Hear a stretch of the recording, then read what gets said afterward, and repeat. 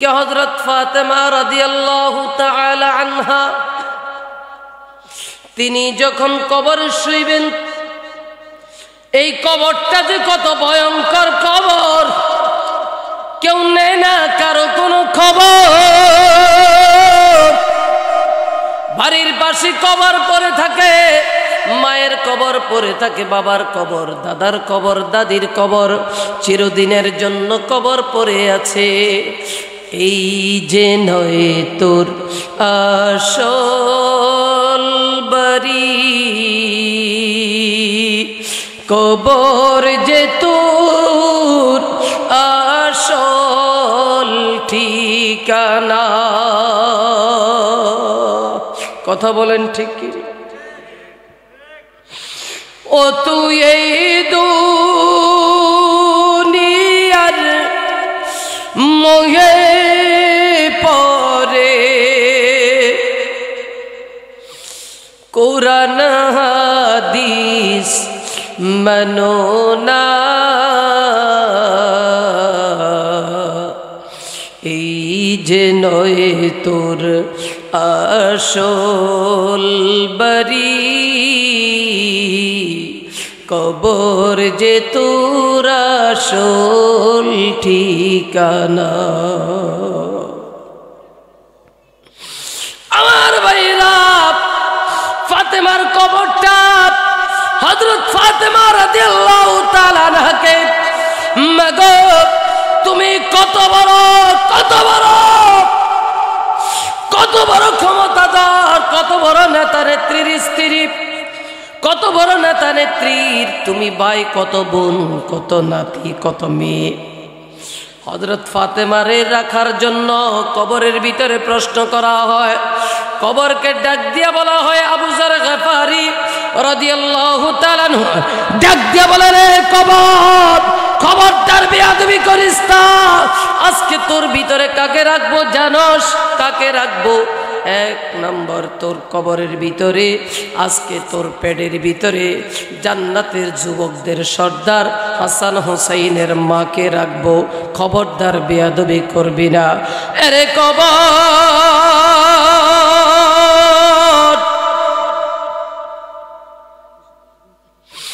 আজকে তোর পেটের ভিতরে, দুনিয়ার ভিতরে নবীজি যাকে বলেছে যুবকদের ভিতরে লিডার, যার জ্ঞানের বিষয়ে নবী বলেছে আনা মদিনাতুল ইলম ওয়া আলিয়ুন আবওয়াবুহা, সেই আলীর স্ত্রীকে রাখবো। খবরদার বেয়াদবি করবি না। কবর কোনো কথা বলে না। তিন নম্বরে এবার কবরকে ডাক দিয়া বলে, কবর খবরদার, আজকে তোর ভিতরে জান্নাতের সরদারিনী ফাতেমাকে রাখবো, বেয়াদবি করবি না। রে কবর, আজকে তোর ভিতরে সরকারে দো আলম বিশ্ব নবীর আদরের দুলালিকে রাখবো, বেয়াদবি করবি না। এমন সময় কবরের জবানটা আমার আল্লাহ খুলে দিয়েছে। কবর ডাক দিয়ে বলতেছে, আরে আবু যর গফারি, আমি হাসান হুসাইনের মা চিনি না, আলীর স্ত্রী চিনি না, বিশ্ব নবীর মেয়ের আমি চিনি না, জান্নাতের সরদারিনী চিনি না।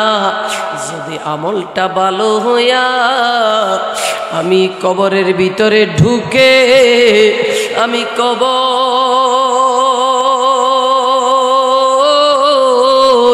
তার জন্য জান্নাতুম মির রিয়াজিল জান্নাহ, রিয়াজুল জান্নায় পরিণত হয়ে যাব। আর যদি বদামল নিয়ে আসে আমি কবর এত ভয়ঙ্কর হব, ডাইনের মাটি আর বামের মাটি, সামনের মাটি আর পেছনের মাটি এমন জোরে চাপ দিব, এক পাজরের হাড্ডিগুলো আর এক পাজরের ভিতরে ঢুকাইয়া দিব। এ বাজান, এ মা, একটু দিলটারে একটু নরম করো। অতএব দুনিয়াতে যতদিন বেঁচে থাকব ততদিন একমাত্র একজনকে খুশি রাখবো, তিনি কে? আল্লাহকে খুশি রাখবো, রাসূলের তরিকা অনুযায়ী চলবো, দিন ধর্ম মেনে চলবো। কারা কারা রাজি আছো? আল্লাহর দুইটা হাত তুলে একটু দেখে দাও। চক্ষু দুইটা বন্ধ করে হাত দুইটা আসমানের দিকে উঠাইয়া একটু জোরে চিৎকার মেরে আমার আল্লাহর ডাক দিয়া বলো আল্লাহ। লজ্জা শরম ছেড়ে দিয়ে আল্লাহর একটু ডাক দিয়া বলেন আল্লাহ। আরো জোরে ডাক দিয়া বলেন আল্লাহ। আর একবার বলেন আল্লাহ। যত গুনাহ করছি আল্লাহ গোপনে, এই ডাক দেন আল্লাহ। সকল গুনাহ মাফ করে দেন আল্লাহ নিজ গুণে। আদর করিয়া মানুষ আল্লাহ বানাইয়া, কেমনে দিবা জাহান্নামে ফেলিয়া। আল্লাহ তুমি আমাদেরকে মাফ করে দাও। আল্লাহ আমাদের আমলগুলো তুমি কবুল করে নাও। জোরে জোরে বলেন আমিন। আমার ভাইয়েরা, এই কথাটা ভালো করে শুনেন। আমরা মুসলমান, কথা বলেন ঠিক, আসতে বলেন ঠিক। আমরা মুসলমান হয়ে এই বাংলাদেশ শাহজালালের পুণ্যভূমি বাংলাদেশ, শাহপরানের পুণ্যভূমি বাংলাদেশ, শাহ মাকদুমের পুণ্যভূমি বাংলাদেশ, শহীদ তিতুমীরের বাংলাদেশ, খান জাহান আলীর বাংলাদেশ, পীর চৌধুরীর বাংলাদেশ, হাফিজ চৌধুরীর বাংলাদেশ, শামসুল হক ফরিদপুরের বাংলাদেশ, শাইখুল ইসলামের বাংলাদেশ, জুনায়েদ বাবুনগরীর বাংলাদেশ, আল্লামা আজিজুল হকের বাংলাদেশ, মুফতি আমিনের বাংলাদেশ, সৈয়দ ফজলুল করিমের বাংলাদেশ, মামুনুল হকের বাংলাদেশ, ফাইজুল করিমের বাংলাদেশ, আল্লামা সাইদের বাংলাদেশে, উলামায়ে কেরামের বাংলাদেশে কোন মোদিকে আসতে দেওয়া যাবে না। নারায়ে তাকবীর, নারায়ে তাকবীর, কুরআন সুন্নাহর আলো, নারায়ে তাকবীর। ভারত মনে করেছে দুই চারটা মুসলমানকে মেরে ফেলবে। আমরা জানিয়ে দিতে চাই, সুদূর ফরিদপুর থেকে ভারতের কসাই মোদি যেই জায়গায় বাবরি মসজিদ ভেঙে মন্দির করেছ, অনতি বিলম্বে আবার বাবরি মসজিদ হবে। বাংলাদেশের সীমান্তে একটা মালাউন যদি ভারত থেকে আসতে চায়, ওদেরকে বাংলাদেশের মানুষ পিছায়া মেরে ফেলবে। বাংলাদেশকে নিয়ে দুঃস্বপ্ন দেখব না। আমাদের দেশে হিন্দু ভাইরা আছে, নিরাপদে আছে। আমরা কোনো হিন্দুর মন্দিরে আক্রমণ করি না, এটা আমাদের আদর্শ না।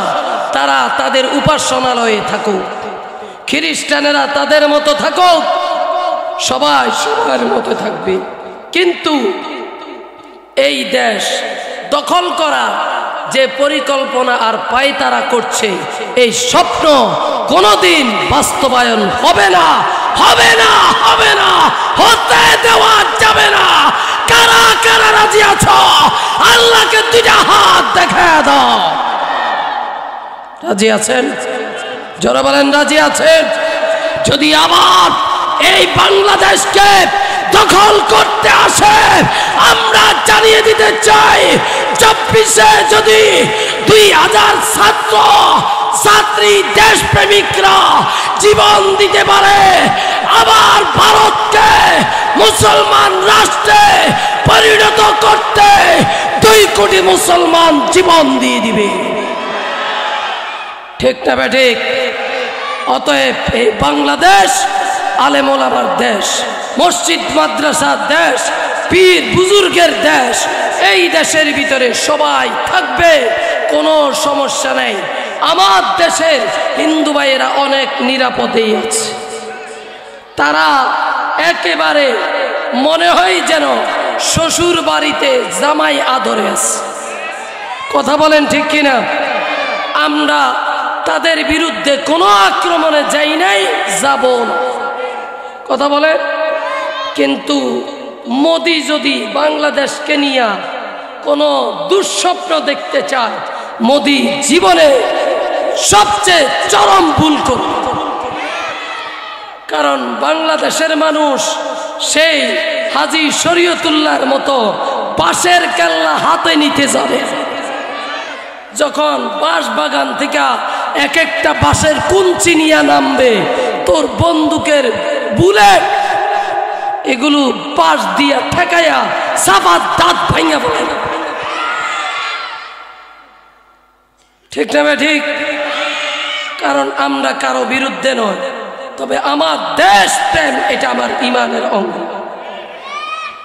অতএব সবাই সজাগ রাখবেন, সজাগ থাকবেন। সবাই এলাকায় বাই বাই হয়ে থাকবেন। যুবকরা তোমরাও ইসলামের পক্ষে থাকবা। রাজি আছো? কোন কোন যুবক রাজি দেখি?